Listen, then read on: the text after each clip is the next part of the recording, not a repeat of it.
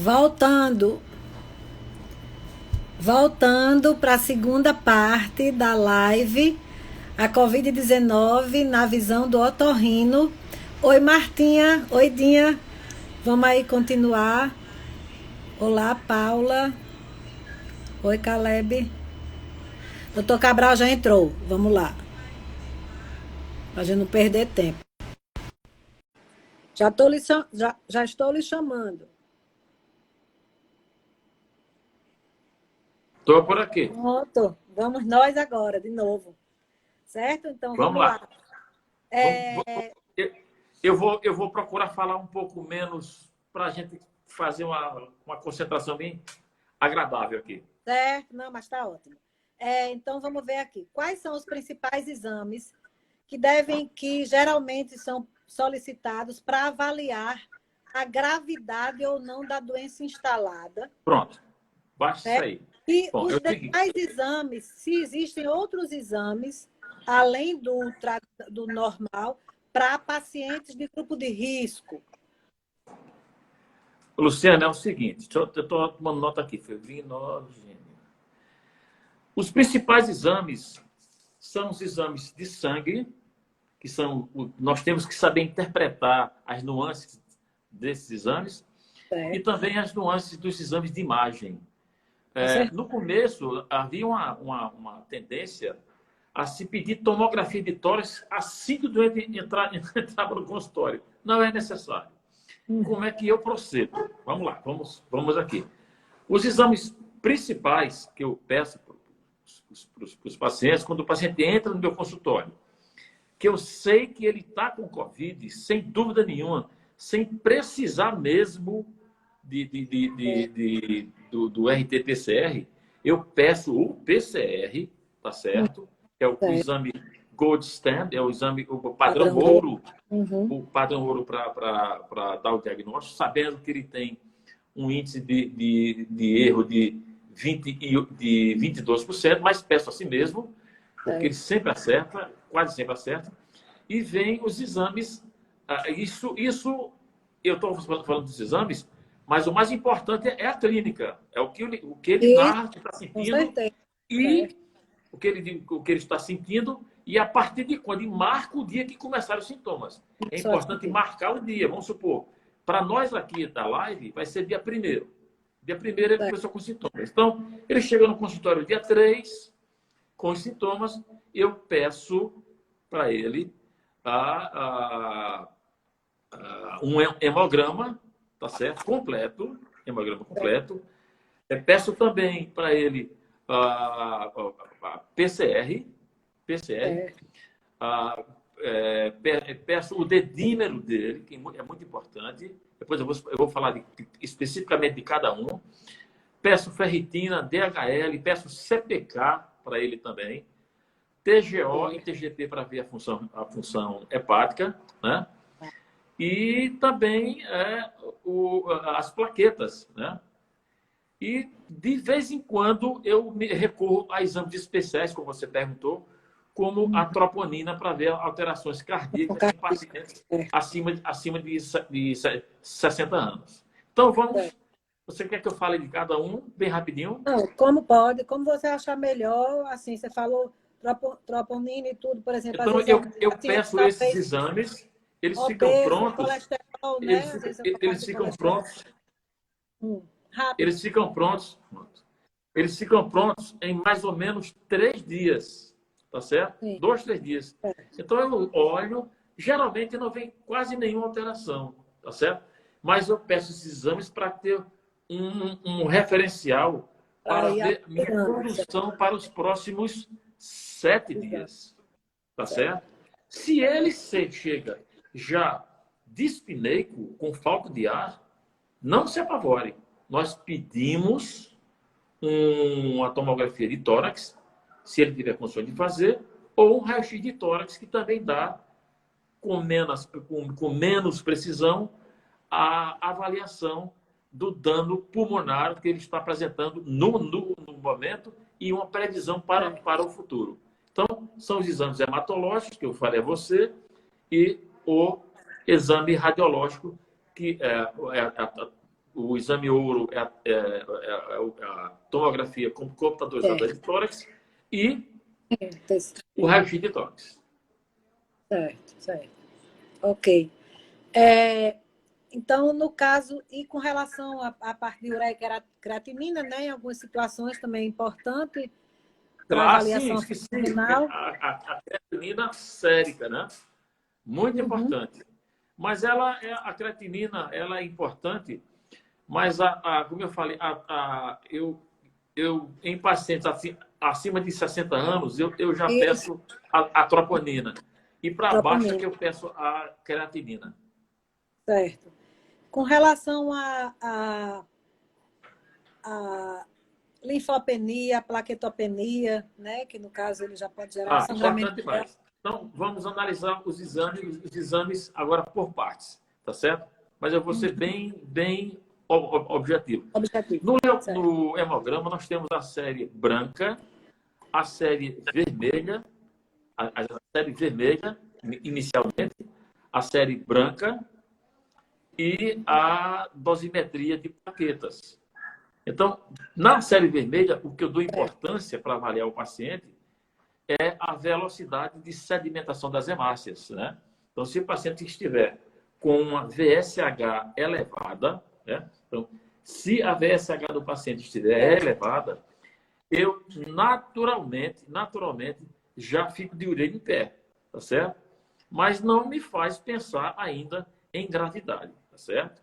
Na série vermelha, a contagem das hemácias é normal, super normal, na maioria dos pacientes. Mas se a VSH está aumentada, é sinal de que o paciente pode entrar numa fase de muito aumentada, de complicação. Aí vem a série branca. Na série branca, aí nós temos linfócitos segmentados, monócitos, eosinófilos, basófilos, etc., e que eu dou atenção especial à contagem dos linfócitos. Os linfócitos, os padrões normais para os linfócitos é de 1.000 a 5.000 reais, a 5.000 milímetros cúbicos, tá certo? Então, quando o linfócito dele está abaixo de 1.000, ali por 800, 900, é sinal de que ele vai fazer a forma um pouco mais séria da COVID. Mas não me assusta ainda. O exame hematológico não me assusta ainda. Partindo depois de analisar a série vermelha, a série branca, eu vou ver as plaquetas. As plaquetas, o normal delas é acima de 150 mil. Que ela esteja acima de 150 mil, certo? Se ela está acima de 150 mil, está tudo bem. Se ela cai para menos de 150 mil, está sendo ocupada numa coagulação, sendo consumida por uma coagulação, eu já fico pronto para usar um anticoagulante, tá certo? E o corticosteroide. Porque as plaquetas estão sendo ocupadas. A COVID, que inicialmente era uma doença inflamatória pulmonar, hoje em dia é muito mais uma coagulopatia do que uma doença inflamatória. Eu diria que é uma doença inflamatória com coagulopatia. Por isso que eu dou importância às plaquetas. Bom, feito isso, eu vou pedir o PCR, que o normal é de 0,3 a 0,8. Se o PCR estiver alto, é indicativo de que o organismo está inflamado. Todo o organismo está inflamado. Não é uma área especial. Tá certo? Então, o PCR de 0,3 a 0,8. Se o PCR chega com 2, com 4, eu ainda atribuo a unção talvez gripal do paciente. Mas se o PCR vai para 14, 15, 20, já é um sinal de que o paciente poderá complicar. Outro exame importante, e muito importante, é tanto o CPK como o DHL, que mostram alterações da musculatura e de alguns órgãos e também do epitélio pulmonar. Então, nesse caso, quando eles estão alterados, eu também valorizo muito. Outro e mais importante para mim é um examezinho que pode ser chamado de duas formas. Tem o dedímero ou dímero D. Eu chamo o dedímero porque ele é costume de chamar de dedímero, que ele é até 500. Então, um dedímero de 600, 700, 800 é uma coisa, eu ainda considero o dedímero normal. Mas, se o dedímero se eu recebo paciente com um dedímero acima de 2.000, 3.000, eu já vi pacientes de colegas com um dedímero em 8.000, e eu soube, não sei se é verdade, de um colega que fez a dosimetria do dedímero, ela deu 21.000. Então, esses pacientes aí vão fazer coagulopatias sérias e, com certeza, pacientes que têm PCR elevada, linfopenia, linfócito baixo, dedímero alto, a ferritina está alta, o DHL está alto, o CPK está alto, o TGO e TGP mede a agressão ao fígado, né? O TGO é de 5 a 40 e o TGP é de 7 até 56. Se você tem as funções hepáticas e tem também a ureia e a creatinina que medem a função renal. Então, esse é o meu arsenal de exames. São exames muito baratos e rotineiros que eu faço no começo da doença e no meio da doença para ter um controle da evolução. Isso, juntamente com a ferritina, né, que realmente também gera um processo inflamatório muito elevado. Um momentinho, Luciano. Quem está chamando? É filha? Pode ir, Luciano. Não, eu estou focando aqui na ferritina, que realmente dá uma alteração. Não, a ferritina, ela visto que ela sobe. Né, a maioria dos pacientes com a doença tem a ferritina elevada. E no caso do paciente que vai entrar para o tratamento precoce, não seria interessante fazer a análise dos eletrólitos importantes, como sódio, potássio, cálcio, magnésio, já que a hidroxicloroquina pode exfoliar esses minerais? Então, por isso a importância de se fazer a reposição deles durante a suplementação nutricional. Luciana, nessa hora, eu faço a observação bem pertinente que um doente bem alimentado não tem depressão de minerais. Então, se ele tem uma alimentação boa, correta, com proteínas, carboidratos, lipídios, vitaminas, não é necessário.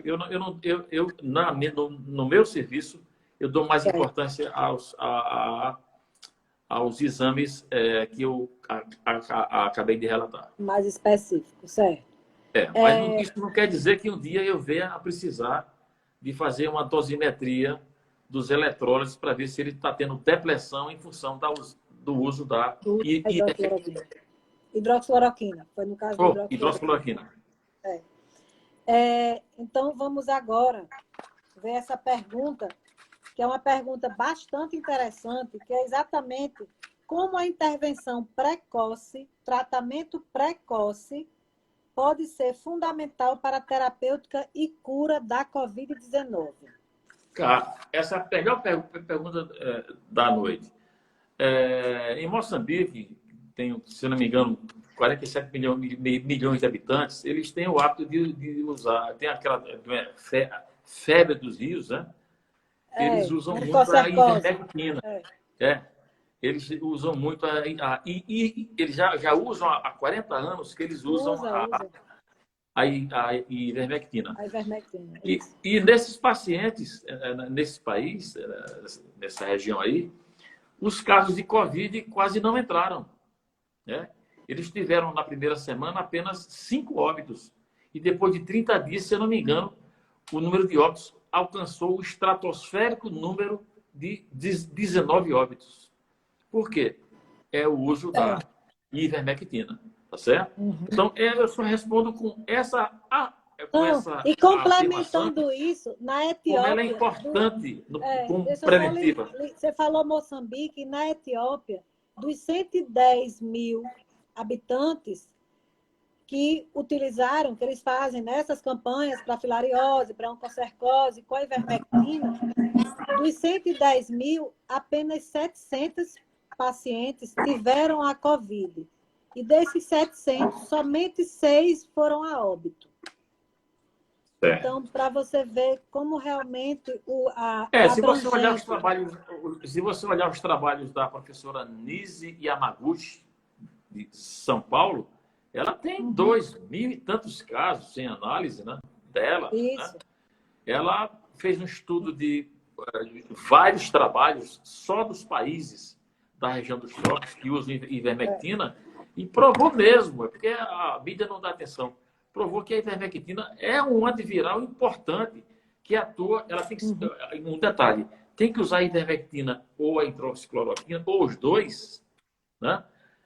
Do 1º ao 7º dia, porque são ao 8º dia, que são os dias em que o vírus está se replicando. Como ele é um antiviral, a partir do 8º dia, você tomar e não tomar é a mesma coisa. Ele vai lá e mata o vírus, mata mesmo o vírus. Então é importante, porque ele comprovadamente. Vocês que estão assistindo a live, se alguém tem herpes, procure ver o comportamento do seu herpes depois de tomarem, que começaram a tomar a ivermectina. Eu tenho um herpes labial muito pequenininho, eu falei naquele dia, né? Pequenininho. Ele sumiu. Ele vem sempre no mês de junho, de julho. Esse ano ele ficou vermelho e sumiu, porque eu vinha tomando ivermectina durante um certo tempo. Então ele é importantíssimo. É importante que você, colega, que está do outro lado da tela, que você use, estabeleça seu protocolo com ivermectina nos pacientes que não têm sintomas, nos pacientes que não têm Covid, porque não vai impedir que ele tenha Covid, mas vai impedir, com certeza, que ele passe fase 2 ou para uma intubação.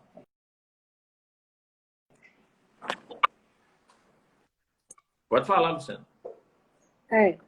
Mas vamos aqui. Então, qual é o esquema adotado para o tratamento precoce? O paciente que já está nos sintomas leves, está na fase 1. Então, o esquema é o mesmo esquemazinho, protocolo.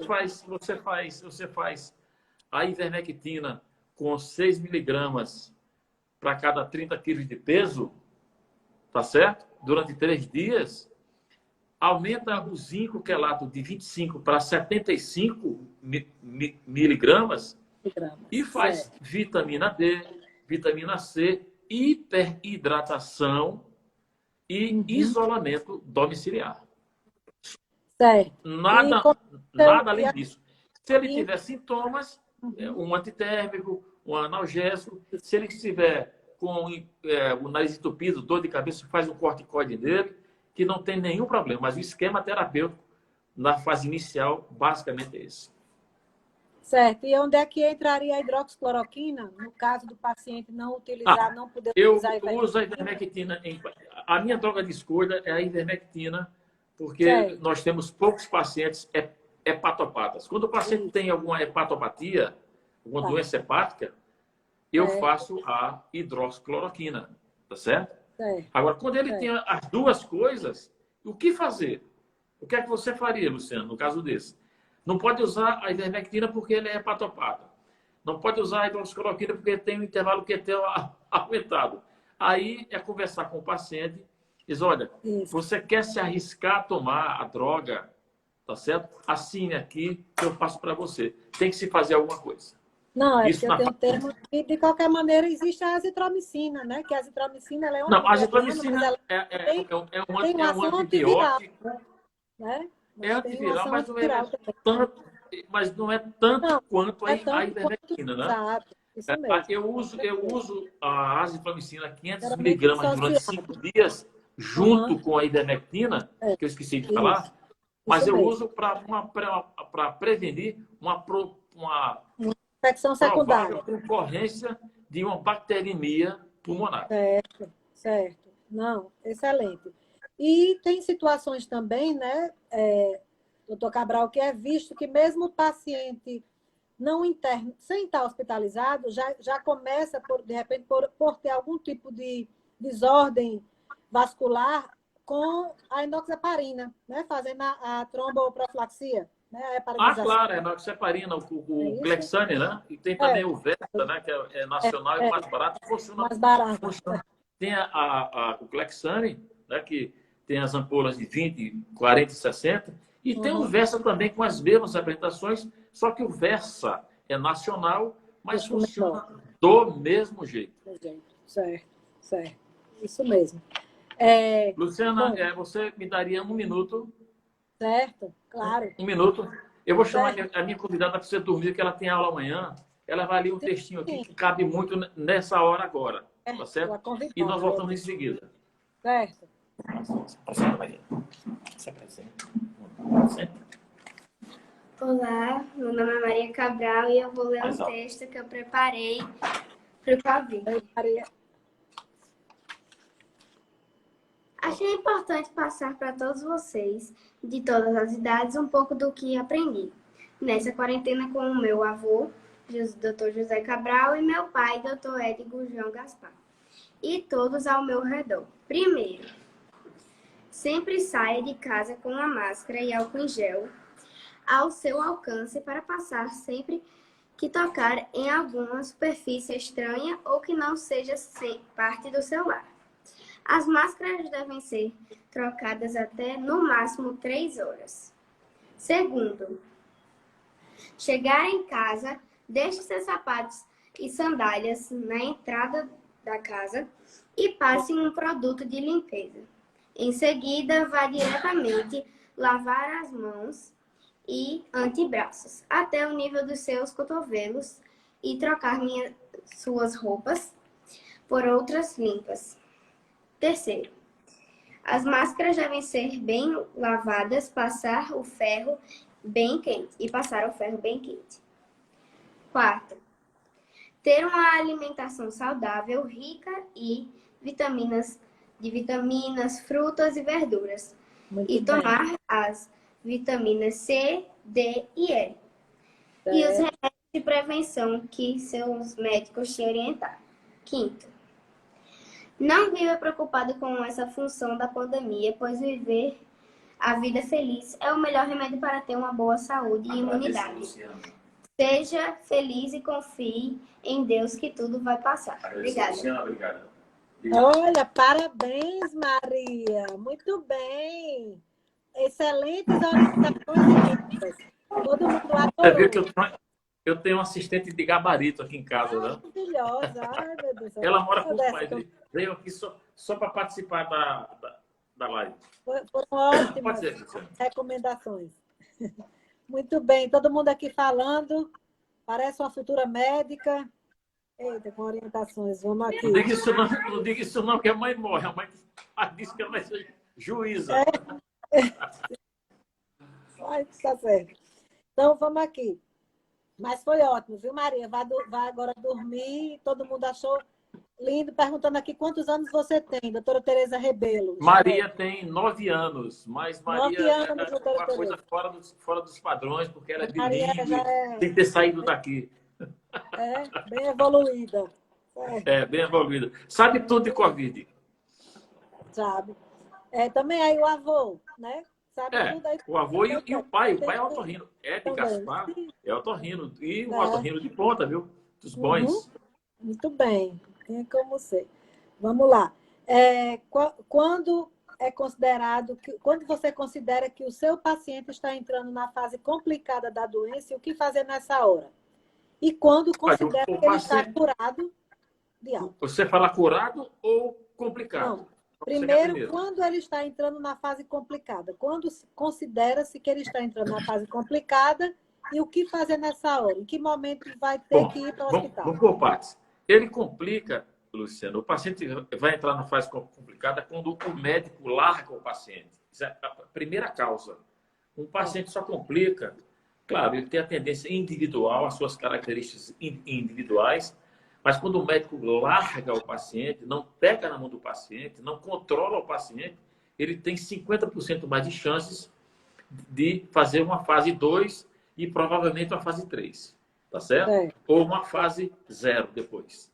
Né? Que Luiz Alberto é que disse que a Covid tem 4 fases, né? Fase 1, 2, 3, a fase 4, é a fase de recuperação. E eu vou acrescentar uma fase agora, a fase das sequelas, das complicações pós-Covid, a fase 5. Né? Então, eu considero que ele entra na fase de complicação quando ele tem todos esses parâmetros que nós pedimos, que você trata o paciente, medica o paciente, ele está em casa, ele está com os exames sanguíneos controlados e eles, a partir do sexto dia, 7º dia, eles começam a elevar. Por exemplo, uma febre persistente por mais de 3 dias é indicativo de uma complicação. Um pico de febril e uma remissão. Um pico, quer dizer, o gráfico febril dele não é caindo. A febre não subiu e caiu. O gráfico dele é uma senoide. Ela vem e volta, vai e volta, vai e volta. Um paciente assim, ele vai entrar na fase de complicação. O paciente que cansa, quando ele cansa, ele tem falta de ar no pulmão mesmo, ou a oximetria dele cai abaixo de 92, ele pode, ele fazendo esforço para respirar, ele vai entrar na fase de complicação. Quando ele tem a troponina, que é um indicador específico para a lesão da fibra miocardíaca, ele vai fazer a fase complicada. Ele vai entrar na fase que nós chamamos de fase de tempestade de citocinas, né? Que é uma tempestade inflamatória. Quer dizer, o gordo, o idoso, o obeso, tá certo? Ele por si só é um ser inflamado. E a Covid vai ser apenas um fator para que essa inflamação piore e leve-o ao óbito, né? Nem sempre, graças a Deus. Não, graças às terapias convencionais. Mas ele só entra na fase de complicação. É por isso que eu peço os exames sanguíneos, todos eles, e repito esses exames no 7º dia e repito os exames no 14º dia. É excesso de zelo? Mas meu doente vai sair do meu consultório e vai para a casa dele tomar conta da família dele. E em que momento esse paciente pode ser considerado curado? O paciente curado é a maior alegria do médico eu ver o paciente curado. Depois os pacientes chegaram no meu consultório chorando, doutor, eu tenho um filho para criar, coisa e tal, me tire dessa coisa. Aí você vai, medica o paciente e vê o paciente, depois de 14 dias, chegar no seu consultório sorridente, aí leva um coco para você, um pedaço de doce, uma banana, e dá um abraço, um abraço que não pode, mas bate no seu cotovelo. Aí alguns chegam a abraçar você. Eu já ganhei vários abraços, não peguei Covid ainda. Também eu tô com EPI. Mas quando o paciente está curado, é quando ele está com todos esses exames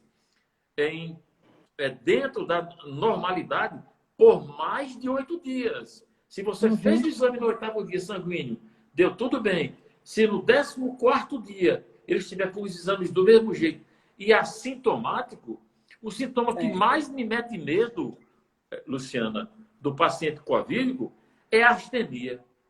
Quando eu vejo o cara astênico, ele entrega a própria sorte, quando o cara parece que ele se entregou, esse paciente é um paciente que não responde a nada. Então você tem que intervir, internar o paciente e fazer cuidados de enfermaria. Tem você que é leigo, não é médico, que não entende muita coisa de Covid, não tenha medo de ir para a enfermaria, não. Porque a quantidade de pacientes que vão da enfermaria para a UTI é muito pequena. Pacientes internados, existirão muitos, mas para tomarem medicações como o Clexane, para fazer uma medicação como uma heparina de alto peso molecular, se ele não responde ao Clexane, que é um trombolítico de baixo, e a Alversa, que são trombolíticos de baixo peso molecular, eu encaminho, se o dedímero der muito alto, acima de 3.000, 5.000, 6.000, já para o hospital para internar ficar na enfermaria com suporte ventilatório, aquela mangueirinha no nariz, uma mangueirinha simples, mas por segurança, para tomar a heparina de alto peso molecular, o que é feito durante 4 a 5 dias. Isso, Tá às vezes daí a dexametasona que entra também, o corticoide. E o corticoide, que o corticoide hoje em dia, Luciana, quando eu fiz mestrado na PUC no Rio, Metilprednisolona. Eu fiz um trabalho, uma monografia sobre corticosteroides. Escrevi um artigo e alguns artigos em revistas. O corticoide era uma droga que ninguém usava. Hoje em dia, até hoje, no consultório, doutor, o senhor vai usar corticoide? Eu não quero porque engorda. Pelo amor de Deus, minha gente. Você quer ficar magro ou quer morrer? Né?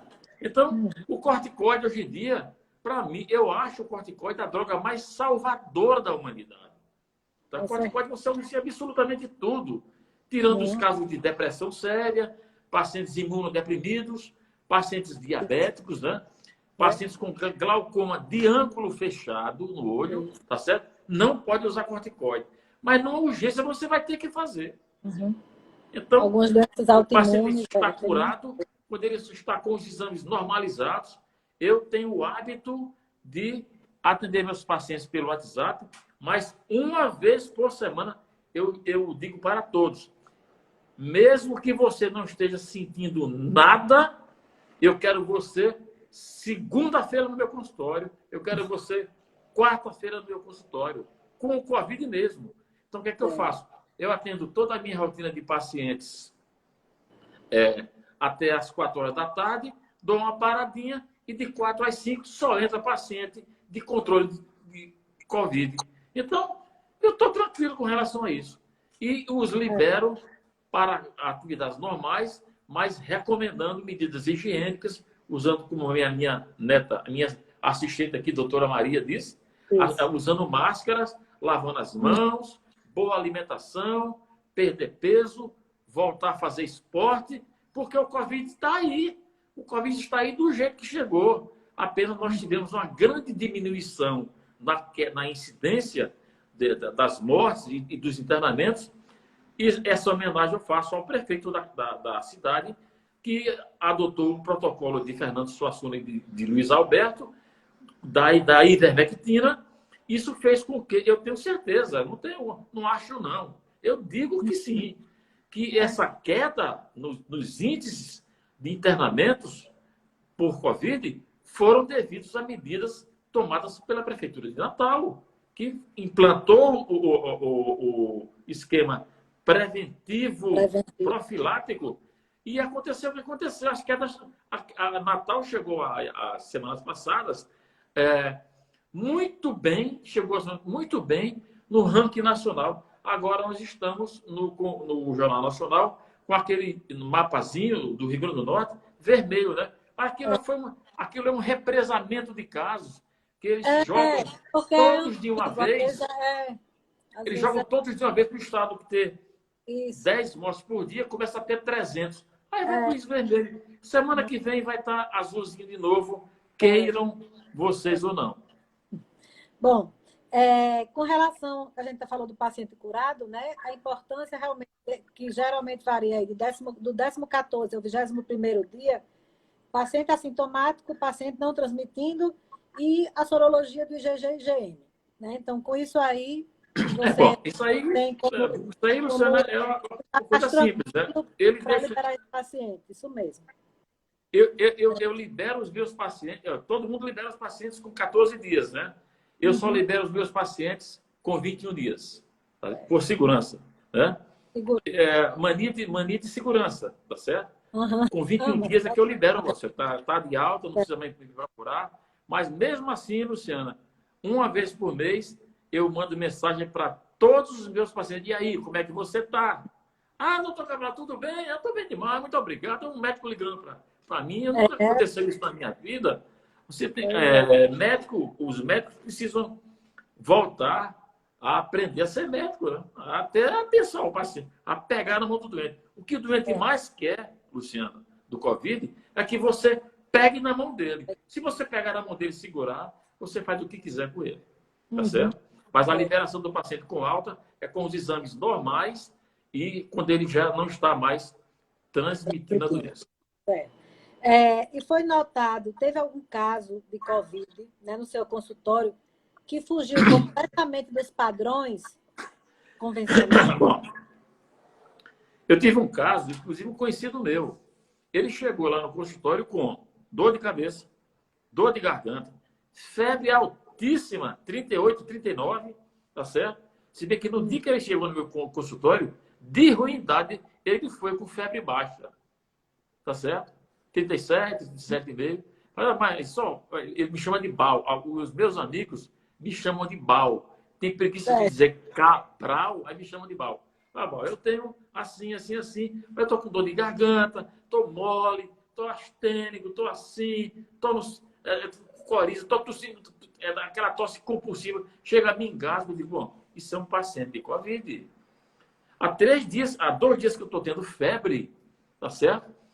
Estou tendo febre e a febre não resolve com nada. Tá certo?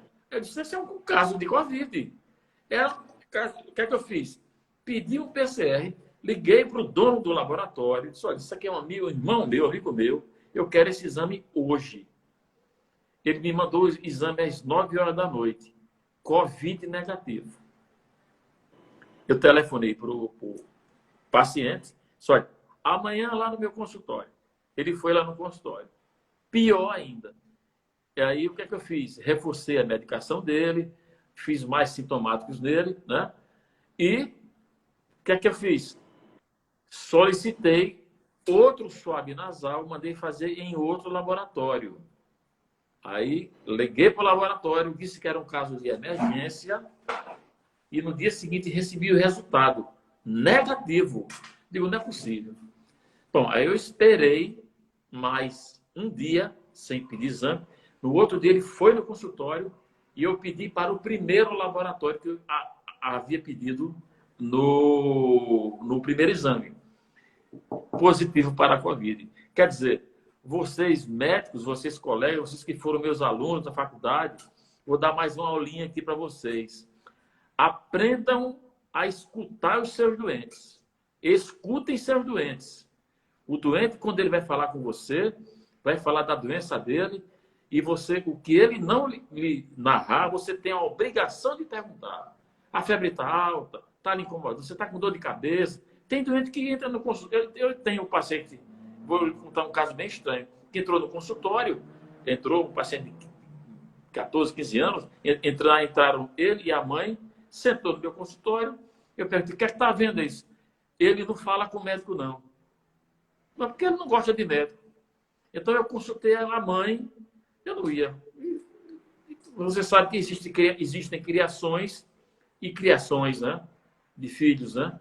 Eu não tenho o direito de fazer crítica nenhuma a ninguém, cada um cria do jeito que quiser. Eu crio os meus do jeito, você cria, Luciana, do do jeito dela. A minha filha, Thaís, cria de um jeito, o meu outro filho, Rubens, cria de outro jeito. Cada um tem a sua maneira de falar, de criar os seus filhos. Mas um paciente num quadro clássico de Covid, de se recusar a falar, mesmo assim, falando com a mãe, eu fui pescando, conversei com a mãe uns 15 minutos para poder dar o diagnóstico dele.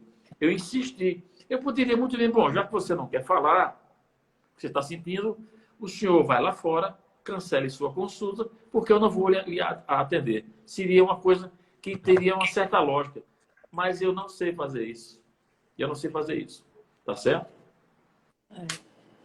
Não, com certeza. A clínica, Tereza Rabelo está dizendo aqui, a clínica é soberana. E isso como? aí, como sempre. É tanto que se você, esse paciente que negativou 2 vezes, depois positivou, se você não tivesse dado já o tratamento precoce, fizer, né, estando fazendo o esquema, olha quanto tempo ele ia perder. Adeus aqui. Maria está de saída e quer dar um adeus a vocês. Tchau, Maria. Valeu a sua participação. Foi joia. Obrigada. Beijo. Tchau. Sim, Luciana, diga. Viu, não? Tchau, Maria. Esse paciente negativou 2 vezes, né? E depois que positivou, você estava com medicamento. Se você não Foi isso tivesse mesmo. adotado, ficasse esperando, você ia perder tempo. Ele só deu positivo porque eu insisti na sintomatologia dele. Isso, é isso mesmo. Com relação se eu não tivesse feito a medicação de Covid, esse cara teria entrado na fase 3. Não, isso é o que eu estou dizendo. Quer dizer, está vivo, não foi porque eu não dei a vida dele, não. Eu não dei a vida a ele, não. Não salvei a vida dele, não. Eu apenas instituí o protocolo da Prefeitura de Natal e das minhas leituras, que eu leio constantemente. Hoje em dia eu descobri que no YouTube tem bilhões de vídeos de Covid e eu passo o dia assistindo e lendo o artigo nos sites americanos e ingleses. Aparece aí, isso foi notado algum aumento ou queda recentemente no consultório, em caso de Covid? A queda foi absurda. Eu estava com o meu genro também é otorrino, eu falei a você, né? O doutor João Gaspar. É um otorrino aqui em Natal. Ele casado com minha filha. E nós conversamos, ele me disse, Cabral, o meu número de casos de Covid caiu muito no consultório. O meu também. Isso é um espelho da casuística de Covid de todo o estado. Viu? De todo o estado. Tá certo? Todo o estado está assim. Natal, hoje eu estava lendo a estatística num artigo que foi escrito, 92% dos bairros de Natal tiveram queda dos índices de casos de Covid. 92% dos bairros de Natal estão em franco declínio da queda dos casos atuais. Não é dos casos represados, não. Dos casos atuais. Então, nós estamos realmente vencendo. Olha aqui, vencendo a pandemia. Que bom. Aí vem depois a vacina, né? Vamos esperar a vacina. Vamos lá, a gente vai dar só uma pincelada. Então, complicações, vamos aí para a fase 5, né? A fase 4, recuperação e em caso de complicações, sequelas... Eu vou dizer ao doutor Alberto, eu vou dizer, viu? Cabral, eu vou dizer ao doutor Alberto, olha, foi criado hoje na live a fase 5, viu, doutor Alberto? A fase das complicações, ele vai ficar com... Olha, eu tive muita sorte, Deus me abençoou em todos os aspectos, porque me deu uma família linda, uns irmãos maravilhosos, doutor Paulo Cabral, meu irmão, é otorrino também. Deve estar assistindo, Paulo, um beijo de você. Doutora Graça Cabral é minha irmã, é otorrino também. Então, na geração de otorrinos aqui é grande. Bom, eu tenho a sorte de ter Luiz Alberto morando aqui no meu prédio. Então, quando eu tenho alguma dúvida, se eu tiver alguma dúvida, eu vou falar com ele. Luiz, estou nessa situação assim, aí volto lá para o paciente, aí dou uma de rei, né? O senhor vai fazer assim, assim, porque assim está errado, o correto é assim. E tem Fernando Suassuna, que é uma sumidade, junto com o Luiz Alberto. São duas referências. Hoje ninguém pode dizer mais local, e sim referências nacionais em infectologia. É da minha turma. Terminou a medicina comigo em 1977. Eu tenho certeza que 80% das pessoas que estão assistindo aqui a live não tinha nem nascido ainda. Eu já estava formado.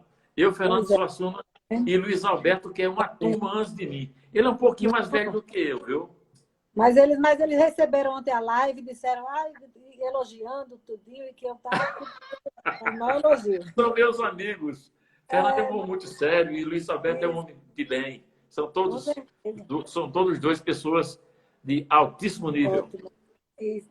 Então, quais as principais complicações, sequelas no ligado a otorrinolaringológicas do seu paciente? Bom, isso é uma coisa muito nova ainda.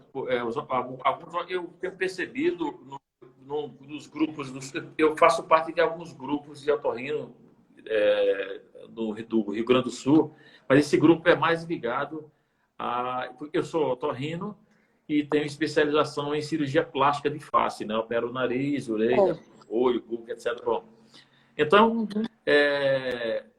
nós temos um grupo lá, Alumni Davis, que é Dr. Wilson Davis, que é um cirurgião plástico muito famoso, é o melhor cirurgião plástico de face que eu conheço aqui no Brasil. E lá, de vez em quando, se pincela alguma coisa de Covid, né? Tá certo? Se pincela, se fala de Covid, falando sobre os protocolos, mas você perguntou mesmo o quê? Pronto, porque a gente está com 5 minutos aqui só.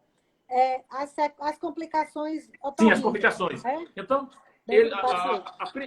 a complicação mais marcante mesmo é a permanência da anosmia, certo? Anosmia, se bem que de 10 pacientes com anosmia, você tem a recuperação do olfato em 9. Mas eu tenho alguns pacientes já, eu acho que são uns 3 ou 4 pacientes, que a anosmia não retornou, mas eles já sentem algum cheiro. Então, eu não conheço ainda nenhum estudo definitivo, nem duplo cego, nem randomizado, a respeito da evolução desses pacientes. Outro efeito importante que ninguém está ligado, ninguém tá ligado nisso é o seguinte: eu sou otorrino, mas faço também microcirurgia de laringe. Opero tumores, granulomas, faço microcirurgias nas pregas vocais, tá certo? Nas cordas vocais, que a gente hoje chama se chama de cordas vocais na panha. Pregas vocais. Não sei porque é uma bobagem. Eu vou chamar de corda vocal em homenagem a você, tá certo? Viu? Mas eu já operei alguns pacientes aqui em Natal. Eu fui um dos primeiros cirurgiões de microcirurgia, eu e o Dr. Zé Hildo Fernandes. Eu fui um dos primeiros cirurgiões, ele foi o primeiro, eu fui o segundo aqui no estado a fazer microcirurgia, por insistência do Dr. Glenn Nogueira, que era meu chefe lá na universidade, e de granulomas de pacientes que ficam e quando o paciente vai para a UTI, eles passam uma sonda que entra pela boca e passa entre as cordas vocais. E exatamente nesses lados aqui, a sonda fica batendo de um lado e do outro, e a sonda é um corpo estranho. E a reação que o organismo faz é a produção de de 2 granulomas de corpo estranho, que tem que ser retirados, infelizmente, com cirurgia. Isso nós teremos deve estar havendo um represamento enorme de pacientes e os cirurgiões que fazem microcirurgia de laringe terão, com certeza, uma grande demanda de pacientes com granulomas resultantes do longo período de intubação. Então, basicamente, anosmia, granuloma, alguns pacientes têm tonturas e outros pacientes têm, vamos dizer, ficam com a garganta seca durante o tempo, mas depois volta ao normal. Essa labirintopatia, né? Que é essa tontura. A tontura, porque a questão da extubação, né? Ela sensibiliza muito essa região orofaríngea e a traqueia, né? Então, às vezes, fica aquela disfagia, né? Que é a dificuldade de deglutir. Aí que vem a fonoaudiologia que dá auxílio muito grande, né? Mas ela é mais reversível, ela é bem mais reversível do que a anosmia. Bem mais reversível. Mas muitas vezes essas células sensoriais, elas se regeneram, né? Na anosmia. Sim. Casos mais... Não. Né? Algumas, não. Uma célula nervosa, ela não se regenera, de maneira nenhuma, né? Mas a volta pode ser o seguinte: a célula não chegou a morrer. É apenas um edema, uma inflamação, um edema na região, na mancha olfativa, e esse edema ele permanece durante mais tempo. Depois que o edema se desfaz, o inchaço que desfaz, a célula volta a funcionar a toda carga, entendeu? E a anosmia desaparece. E com relação à ageusia, ao paladar? A ageusia é a mesma coisa, o fenômeno é o mesmo. A ageusia é bem mais rara do que a anosmia, viu? Eu diria que de 10 pacientes com anosmia, você tem ageusia em 3 ou 4 pacientes. Sim. Então, ela também é reversível. Uhum. Então, vamos aqui. Com relação a gente está aqui com pouquíssimo tempo, e a gente não vai perder aí de cair. Então, a gente falou de vacinas, né? Várias vacinas estão aí passando por testes em diversos países, Reino Unido, China, Índia, né? Rússia, até a Alemanha também, e agora a Itália. Isso, a Pfizer, exatamente. Recentemente, isso mesmo, isso pode ser assunto de outro, isso pode ser assunto de outra live, né? Com certeza, mas tudo correndo para desvendar o segredo desse vírus que surgiu há tão pouco tempo, né? Eu estimo que a vacina vai chegar aqui, que nós vamos ter o primeiro brasileiro vacinado lá para março ou abril. Eu estimo. Né? E essa questão dessa reinfecção, né? Do caso que teve em Hong Kong, do paciente acometido em janeiro, viajou para a Europa, ao retornar, uma outra linhagem, isso aí está assustando inicialmente, mas quando a vacina chegar, isso aí vai ser assunto do passado. Porque isso foi segmentado, então ele foi publicado pelo fato dele ter sido um estudo segmentado que realmente comprovou essa reinfecção. E isso é uma coisa que amedronta, mas de qualquer maneira é um caso, né? Assim, não é uma coisa abrangente. Isso. Então, como você foi professor temos aí uns 100 otorrinos aí pelo nosso estado, e desses 100, pelo menos 89 foram seus alunos, qual conselho poderia ser dado por aí, em frente a essa pandemia para eles? Você quer que eu dê um conselho ou eu dê um carão? Vou dar um conselho, que eu gosto muito de todos eles. Eles são otorrinos de um nível muito bom. Natal tem uma escola de otorrinos muito boa. A formação aqui é elogiada em todo o Brasil. Os otorrinos de Natal, os novos também, são muito bons. O conselho que eu dou é aquele que eu já introduzi aqui pela fresta da live, é que tomem cuidado dos pacientes de vocês e prestem atenção na cronologia dos sintomas. A Covid é uma doença cronológica. É como um jogo de futebol. Tem o centro, tem o primeiro tempo, tem o segundo tempo, tem o intervalo técnico e pode terminar numa prorrogação, que é uma UTI. E vocês peguem nas mãos dos pacientes de vocês. Peguem na mão do paciente de vocês. Tá certo? E acompanhem seus pacientes, deem seus telefones e sejam o que nós fomos preparados para sermos. Sejam médicos. Ser médico não é ser passador de receita, carimbador de papel e auscultador de pulmão, não. Ser médico é se abraçar com o doente, não na Covid. Pegar na mão do paciente, não na Covid, mas pegar na mão no sentido emocional. E leiam, procurem ler e continuem estudando como eu, Luiz Alberto, Fernando Suassuna, Kleber Luiz, entre outros, continuamos estudando até hoje, diariamente. Ok.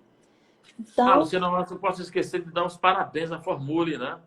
Sim. Vocês são muito importantes na cidade, né? Tá chegando um ponto que se comenta em todo canto. Tem live da Formule hoje, e eu quero dar os parabéns especialmente aos proprietários da Formule e a você, que é uma apresentadora muito gabaritada, pelo convite que você fez e pela maneira como você conduziu a live e permitiu que a minha assistente ganhasse projeção em todo o estado. Lógico, ela não poderia ficar sem ela tem que participar. Isso aí. Então, pessoal, obrigado, filho. Eu vou aqui agradecer, né, para o doutor José Cabral, mais uma vez, por ter aceito o nosso convite, mostrando aí reforçando, né, uma vez, a nossa admiração pelo seu trabalho, atuando na recuperação de tantos pacientes. Isso é muito importante que as pessoas, né, eu sei, você sabe, mas é importante que as pessoas escutem que existe isso e novamente agradecer por ter disponibilizado o tempo duplo, né? Porque foram 2 lives, pessoal. Isso não é muito comum, porque as pessoas queriam ouvir, tinha bastante assunto. E Aí realmente, entrou até uma amiga minha chamada Neném aí, que é amiga da minha filha. Neném, eu quero mandar um beijo para você, eu quero muito ver você. Pode falar, Luciana. fica vendo.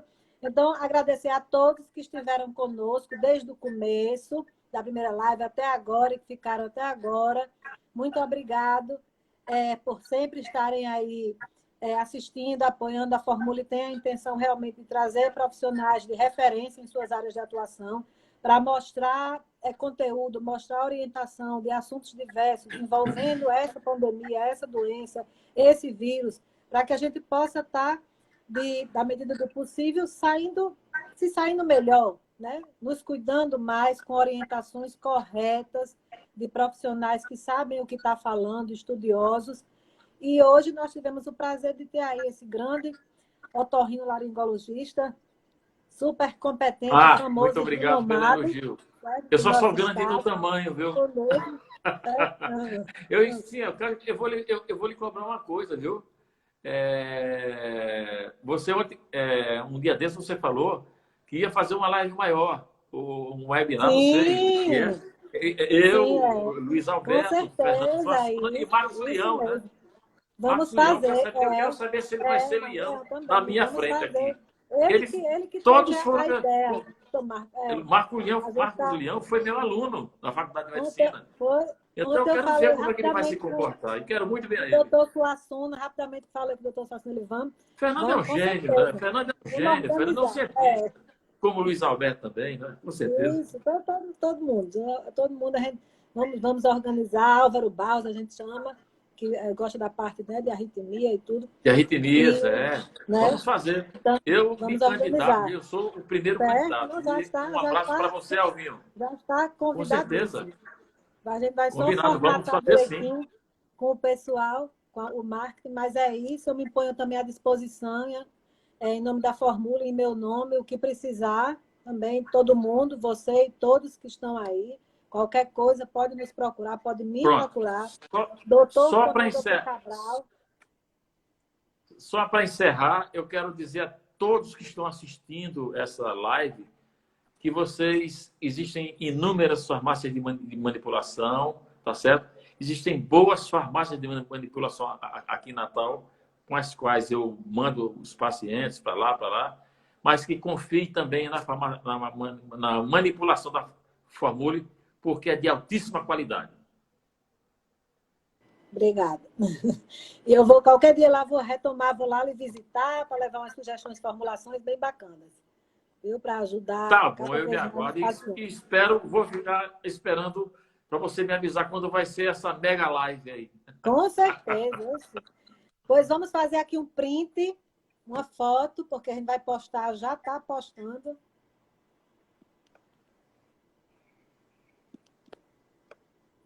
Já foi, tirei. Estou vendo aqui um sobrinho seu, viu, Bal? Aqui um sobrinho seu, falei aqui. Tio Bal. Já viu, né? Sei quem é, Lucas. Não.